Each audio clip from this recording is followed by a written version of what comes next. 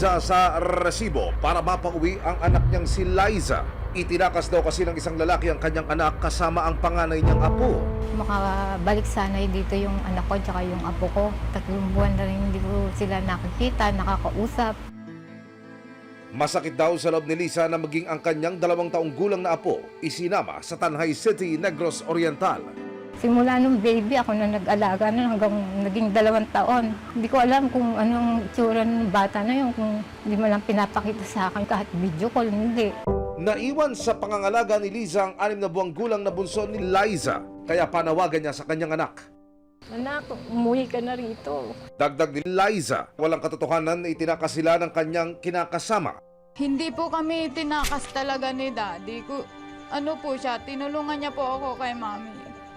Ang totoo po niyan eh. Sinasaktan po kasi ako ni Mami.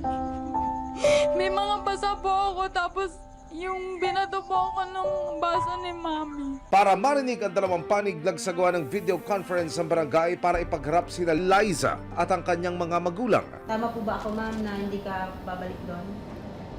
Oo. Ako na lang po yung kukuha ng bata. Bakit po ma'am kayo? Dapat sila. Kung may problema. Para naman kami hindi ginagawa magulang yan eh. Dahil na nga, dahil dyan na nga sa inyo nakatira eh. Ayaw ko lang kapag-usap. Maging ang ama ni Liza ay hindi rin mapigilan ang bugso ng damdamin.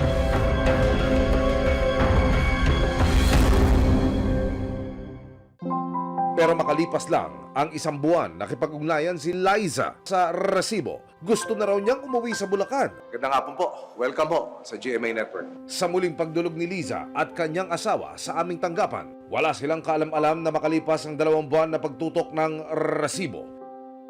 Makakasama na nilang muli ang kanilang anak at apo. Sir, ma'am, ano po ang gusto niyong mangyari ngayon? Ang gusto namin, mauwi yung mag-ina ko, yung apo ko at saka yung anak ko. Sa abot to ng aming makakaya dito sa resibo at sa Action Center. Maya-maya pa. Ayun na ho yung anak ninyo. Ay, yun. Mami, ayun na ho si ma'am. Yan ho yung hiling ninyo, di ho ba? Sige ho. Sir, thank you. Ay, hindi ho. Wala ho. Trabaho lang po. 10 po ng mga kasama ko sa team yan. Thank you, sir, very much.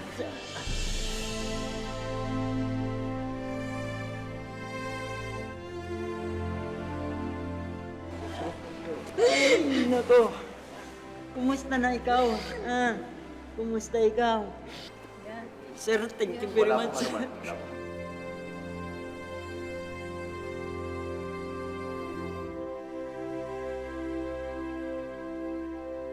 Maraming salamat sa panonood. Mga kapuso, para masundan ang mga reklamong nasolusyonan ng resibo, mag-subscribe lamang sa GMA Public Affairs YouTube channel